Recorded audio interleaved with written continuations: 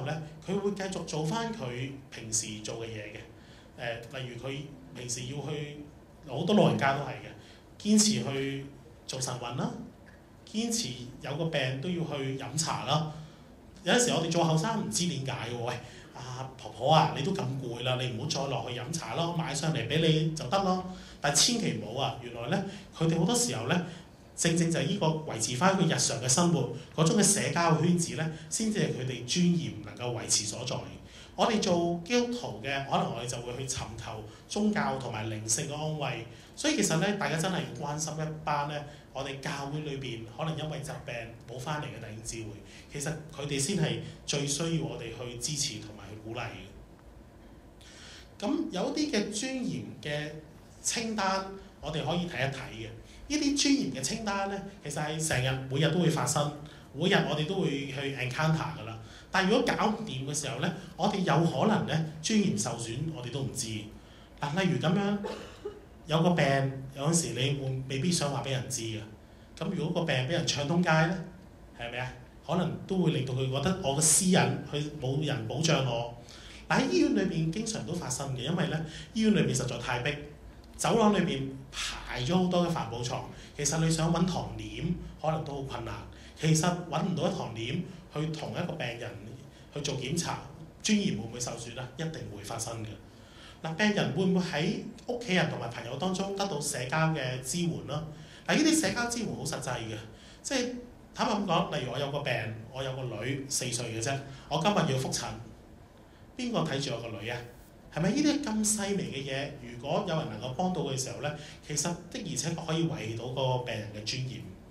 嗱，醫院咧最衰嘅地方係咩咧？就係通常啲醫生同埋護士咧粗聲粗氣嘅，係咪啊？明明我已經病到咁辛苦，你仲咁粗聲粗氣同我講嘢，個尊嚴一定會受損咯。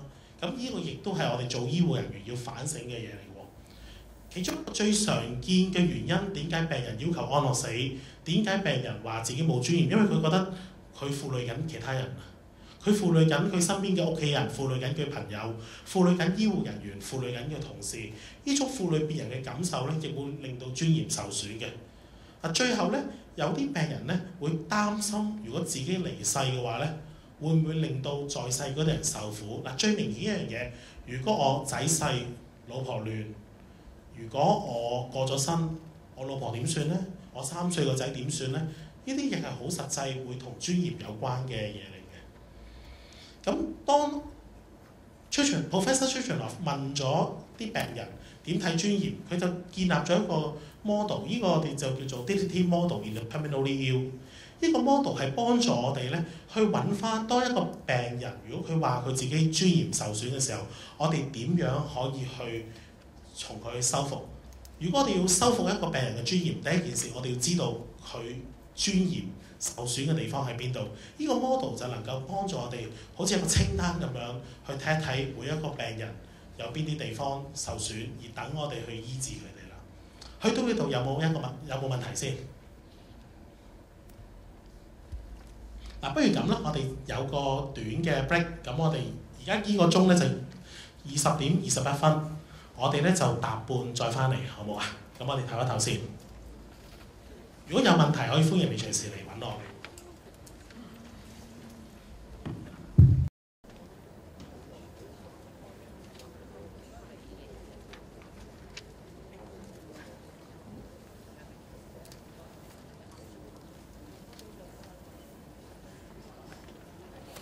大家碌屎有呢張㗎，係咪啊？應該有就最好啦。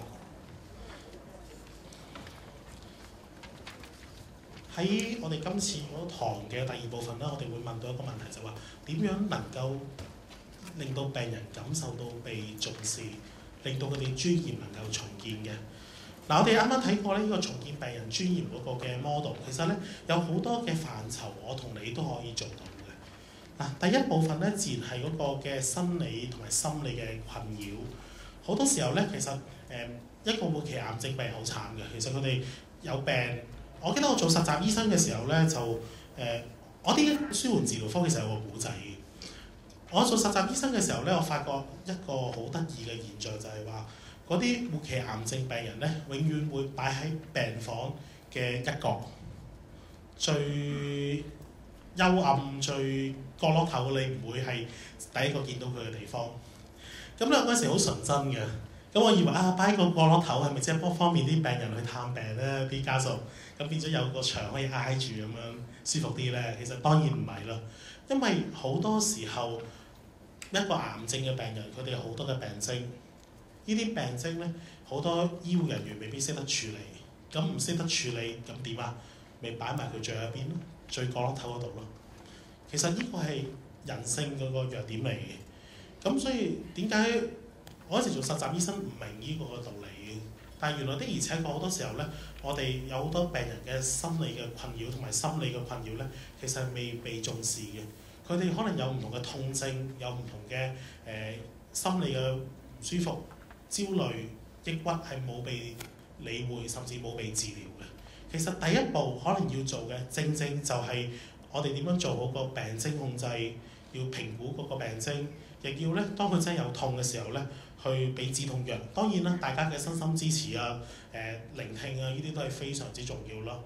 好多時候咧，我問好多精神科醫生，佢哋都會有個嘅感覺，就話你有癌症，你有末期嘅疾病，你有抑鬱，咁順理成章啦，係咪啊？絕對唔係嘅。其實有好多晚期癌症嘅病人，佢係有抑鬱症；有好多晚期癌症嘅病人咧，係有焦慮嘅情況。其實如果能夠用唔同嘅藥物或者輔導去針對呢啲嘅病徵，佢哋嗰個心靈咧係會非常進步，佢哋尊嚴咧亦會得到保護嘅。第二部分咧就係我哋講緊一個病人嘅自主能力。當一個人病嘅時候咧，的而且確好攰嘅。你諗下，你傷風感冒嘅時候，個人都唔想喐，咁何況如果我有一個嘅癌病，有一個嘅晚期嘅腎衰竭，其實好多時候個頭腦咧真係會渾渾噩噩，唔知自己做緊咩嘅。咁好多時候咧，我哋對病人嘅神志混亂嗰個嘅注意咧係比較少啲。病人亂咗，我哋都唔知，或者我哋會俾咗好多藥咧，去令到個病人混亂，我哋自己都唔自覺嘅。咁所以藥物嗰度要非常之小心，亦要即係去睇住有冇啲藥可以能令到個病人會神志混亂咧，我哋要去避免佢。嗱，手腳靈活咧，除咗我哋揾物理治療師同職業治療師去做一啲復康訓練，其實你同我都幫到手嘅喎。幫一個病人喐下佢啲手，喐下佢啲腳，幫佢可能遞杯水，呢啲一杯涼水咧，教會教得多，但係當喺病榻嘅時候咧，就永遠唔同晒嘅。我哋近嚟咧呢幾年發覺一個好得意嘅情況，就係咧如果有病人喺嗰個病房裏邊，咁有啲家屬去探佢啦，咁如果嗰個病人有大小異變嘅需要咧，我哋發覺而家啲仔女咧係唔願意幫自己嘅父母咧去處理呢啲嘢嘅。唔知你哋有冇發覺呢樣嘢？好抗拒，一定要叫姐姐，一定要叫姑娘嘅。係啊，如果要自己去處理咧，好多時候做仔女嘅或者探訪者咧係非常之唔願意去做呢樣嘢。咁但係我哋啱啱所講，正可能就係最簡單嘅大小異變啦，飲到一杯水啊，其實呢啲就最影響一個人嘅尊嚴啊。有陣時真係連遞杯水，探訪者都唔願意做嘅，要叫個姐姐去做，或者要叫個姑娘去做。其實呢個嘅現象好得意嘅，但係其實亦好悲哀嘅一件事嚟嘅。嗱，我哋咧啱啱講到咧有好多嘅尊嚴守護嘅範疇，咁呢方面咧包括咗你個自我能唔能夠延續落去啦，你嘅角色能唔能夠成全啦，你可唔可以維持自己嘅自豪感啦？其實咧好多時候我哋去探病，尤其是如果教會差派大家去探病嘅時候，我哋關心佢有冇病啦，病成點啦，你願唔願意信耶穌啦，咁就完㗎喎。好多時候我哋其實咧好少去展現對嗰個病人佢生命故事嘅興趣，但係如果你相信每一個病人都有上帝嘅形象喺入邊，每一個病人都有佢自己過去幾十年嘅故事嘅時候，其實當我哋下次去探病，又或者去做關顧工作嘅時候，其實我哋真係可以問多少少佢生命嘅故事係點樣呢？一次生兩次熟，一開頭可能佢講少少，第二次佢可能會講好多好多俾你聽。我哋未必一定要去批判或者去評價佢以前所做嘅嘢，但係我哋可以對一啲好嘅嘢表示肯定。嗱，或者佢曾經係港澳地方嘅江湖大佬，咁但係可能佢處理一間餐廳事業有成，其實都值得我哋稱許。但好多時候病人喺病榻裏邊，其實佢哋只會見到自己有病嘅形象。但係如果我哋探訪或者我哋去關顧佢哋嘅時候，睇翻佢哋嘅威水史，睇翻佢哋以前嗰個嘅生命嘅故事，其實佢哋都好開心。最近咧，我有個病人咧，本身係一個區議員嚟嘅，咁佢啱啱過咗身，咁就呢個病人好好嘅，好 nice 嘅，咁唔講邊個啦。咁咧，但係咧佢就病徵令到佢好辛苦。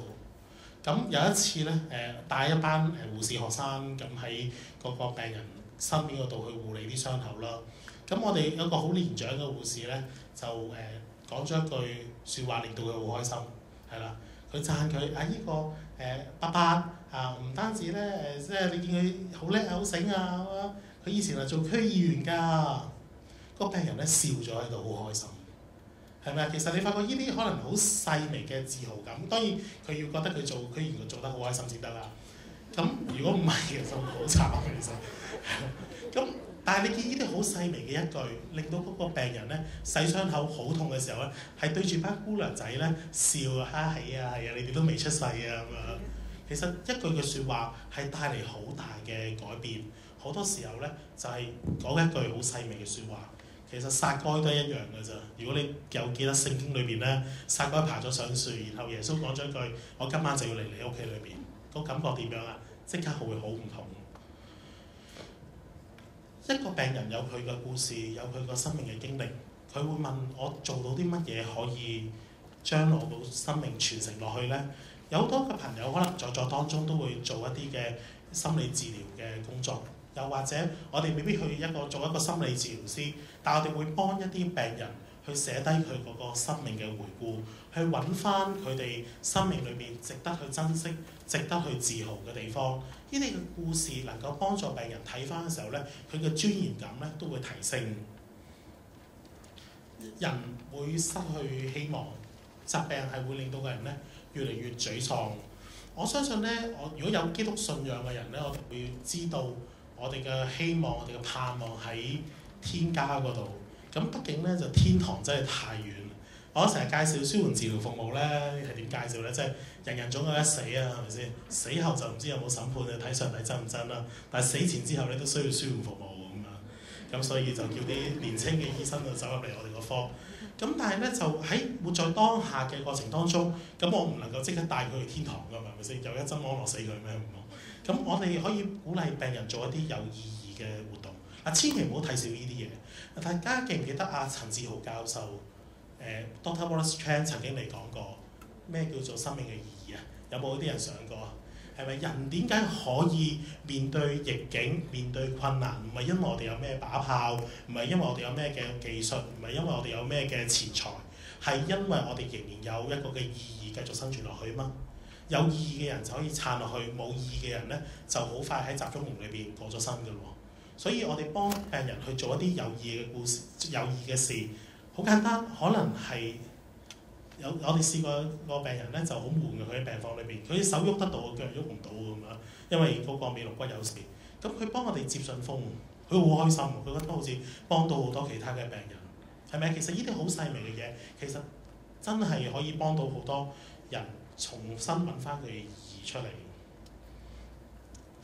好多時候我哋啱啱咧有幾位朋友都講過一個好傷心嘅現實，就係咧喺香港咧好慘嘅。其實好多時候醫生叫你做乜就做乜，醫生叫你揀呢個治療就做呢個治療。好多時候咧病人都嚟唔切去參與個決定嘅。又或者病人係想參與，但係咧我哋做屋企嘅可能會覺得你都唔好揀啦，阿爸，等我同你揀啦，我哋讀得書多啊咁樣。係啦，阿媽你都唔好揀咯，你年紀咁大咯，等我同你揀，梗係最好化療咯。你未聽過標靶治療啊嘛，好嘢嚟㗎。我哋好多時候咧忘記咗病人先至係決定做唔做治療嗰個嘅選擇㗎。我哋會同佢揀埋嘅，袋住先嘅呢啲嘢一定要係，你唔好揀咁多啦咁啊。其實咁樣好唔好啊？一啲都唔好。病人係咪真係有選擇啊？絕對唔係有選擇嘅。咁所以咧，其實我哋鼓勵病人去選擇。去參與嗰個治療決定，去真係做一個有得揀嘅決定咧，係非常之重要嘅。好多時候咧，去到臨終嘅時候咧，我哋其中聽到一個最大嘅後悔就係點解我當初我啲時間會去揀咗做呢個嘅治療，而我唔將呢啲時間去做1、2、3、4、5更加有意義嘅事咧，其實呢啲後悔係好現實，亦係好真係會好傷到人嘅心嘅時候嚟。點樣幫到一個人去到臨終嘅階段能夠坦然接受咧？我哋冇辦法去改變佢一生人去面對疾病嘅時候嗰個應對嘅方法。但係的而且確有好多研究發現咧，其實無論係祈禱啊、一啲靜修靜默嘅時間啊，或者你帶佢去做一啲簡單嘅運動，令到佢覺得自己仍然能夠有手有腳有力有氣，其實呢啲嘅方法都可以幫助到病人咧開始慢慢接受適應自己個病，亦都有力量去面對唔同嘅逆境嘅。好多時候咧，我哋嘅祈禱咧，唔知你聽過未？我有陣時。我記得咧，以前我做一個好年輕嘅醫生嘅時候咧，雖然而家都唔係好年老，咁咧就有一次嘅聖誕節平安夜係即係嗰啲嘅教會咧出去做傳福音、報佳音最好嘅時間㗎嘛，係咪？做完之後梗係約女仔去聖誕節玩啦，咁啊所以好多年青人咧會走去報佳音嘅，咁平時唔去醫院嗰啲都會去，平時唔返教會都去。我記得一個我到今日仍然好深刻嘅情景，有個平安夜，我嗰晚不幸地要當值，咁咧就當值嘅時候收緊一個嘅病人，嗰個病人又好慘嘅，瞓喺走廊裏邊，又冇任何嘅簾啊遮啊咁樣，因為醫院實在逼到好爆。咁咧最慘嗰樣嘢咧就係嗰個病人咧其實有一個嘅絕症，咁咧其實我要開始同佢講話，你個報告一啲都唔好。然後咧，當呢個嘅情景開始準備同佢講啊嘅時候，講到嘅一兩句㗎啦，你見到個伯伯喺度聽住掘住我㗎啦，個太太喺度滴緊眼淚嘅時候，然後就有一班嘅人走埋嚟，聖誕快樂，耶穌祝福你，你覺得點樣啊？個感覺係咪好反高潮啊？係啊，耶穌祝福你啊，聖誕快樂啊！不過你有 cancer 啊嘛。但係其實好多時候我哋嗰個祈禱咧，點解？祈完之後同嗰個病人係遙遠咗，因為我哋個祈禱唔係針對緊病人內心嘅嘢，而係自説自話。我哋好快希望將三福四律喺個祈禱裏邊全部講晒落去。我係病人，聽到呢啲時候會係覺得我係會接受你嘅信仰啊，接受上帝命運安排，定是會更加反感咧？其實呢個都係一個值得我哋去反思嘅課題嚟。我哋點樣幫病人活在當下，維持恆常咧？啱啱我所講，有啲老人家佢就算有病，都堅持要去晨運，堅持要去飲茶。其實呢啲好重要嘅生活嘅節拍，係我哋要盡量幫佢哋啦。最近我哋有個病人咧，好得意嘅，佢咧就即係佢70幾歲啦，咁就入嚟做緊啲復康嘅訓練。咁咧佢每日咧到10點幾嘅時候咧，就攞住部收音機嚟聽。咁啲歌咧就全部都係啲70、80年代啊，許冠傑啊、徐小鳳啊、即係費玉清嗰啲歌，大家知唔知我啱啱講緊邊啲歌手？大家唔知係咪啊？點解我知嘅會？我哋係咯。但係其實你會見到成個病房裏邊咧，啲病人好開心，因為嗰個係佢哋時代嘅歌嚟㗎嘛。即係講真句，如果今日我攞一首而家係最興邊個林峯好似叫做係咪？係咪啊？係啊！我其實唔知邊個林峯嚟嘅。係啊，其實你攞呢啲嘢，攞呢啲歌同佢哋冇共鳴嘅。你會發覺啊，原來嗰個伯伯攞住佢部嗰啲 MP3 機喺度播到好大聲，其實咧啲姑娘都唔係幾中意㗎。但係有個好神奇嘅效果，因為佢播緊一啲係佢哋年代會聽嘅歌，所以咧就算幾攰幾冇精神嘅伯伯咧，你都見佢好精神咁樣走去聽，一齊去聽喎。其實係好神奇嘅效果嚟嘅。咁所以大家可以揀翻啲80年代嘅齊唱，就唔好揀啲最新嗰啲。雖然我都有買中氏兄弟嘅碟，賣下廣告先。靈性嘅支援咧，我諗係大家每位主內嘅弟兄姊妹都好想做到一樣嘢。咁但係咧，我哋點樣去尊重病人佢自己所屬嘅宗教咧，其實都好重要。我諗我哋做院牧嘅會見得好多。其實咧好多時候咧就你會發覺係個病人有自己嘅一套宗教信仰，咁然後咧有個阿仔係好虔誠嘅基督徒，咁個阿仔咧就唔理37、21，咁咧就要希望咧喺嗰個病人臨終之前咧就轉送佢嗰個基督教。咁你估對嗰個嘅病人嚟講係好定係壞咧？我相信大家都會有答案。甚至我哋見過明明天主教徒嘅咧，咁然後咧就俾人捉去轉信基督教都有嘅。咁其實你諗下對病人嚟講好慘喎，我係一個病人，我有我自己宗教嘅信仰嘅系統，我信咗30-40年，即係唔係話你唔可以嚟同我傳道，唔係話你唔可以同我去講你個套。咁但係其實我哋喺過程當中，究竟我係尊重緊佢嘅信仰同埋宗教嘅自由啊，定還是我哋希望佢臨終能夠轉信我哋嗰套，從而我哋搣到上帝嘅 quota， 上帝有冇咁嘅 quota 俾我哋咧？其實呢個都好值得我哋去反思。好多時候咧，其實我哋成日話基督教會使人離開基督啊，其實正正就係因為我哋基督徒嘅熱心，好多時候咧可能反而成為咗別人嘅絆腳石。呢啲嘢我哋其實需要去反省翻咯。而我哋好多時候咧都要幫助到啲病人咧，去確立翻佢自己有佢哋嘅靈性嘅需要。就算佢哋係唔係相信耶穌嘅，有陣時佢哋真係去到生命嘅盡頭唔想聽嘅，其實我哋都要去尊重佢。咁只不過好可惜嘅就係話好多時候，如果大家見到一個人未信，佢就嚟唔喺度啦，會點啊？傳啦傳啦傳啦，牧師會點教啊？傳啦傳啦傳啦。其實我哋要問翻一句問題就係：如果我哋相信信同唔信係上帝自有安排嘅時候，其實我哋咁樣做係幫緊上帝完成佢嘅工啊，抑或其實令佢更加離開上帝咧？嗱，喺社交尊嚴清單裏邊咧，其實有好多好實際我哋可以做到嘅嘢。咁其實大家會留意到啦。私隱嘅關注咯，其實咧永遠咧謠言咧，或者喺私隱咧永遠喺教會裏邊咧係傳得最快嘅，係咪啊？永遠係即係你有一句gossip咧喺教會裏邊，無論個堂會係得10幾20人，定還是1000、2000人咧，永遠呢啲嘢係傳得最快，唔知點解。咁但係咧，我哋要明白翻好多時候咧，病人嘅私隱係需要被尊重。有啲時候佢未係時候講俾大家聽。或者未係想咁多人知，我哋的而且確係要保障佢。尤其是咧，好多時候我哋會以為我哋一齊去為佢祈禱係等於關心佢，跟住我哋就將佢嘅故事全部講晒出嚟。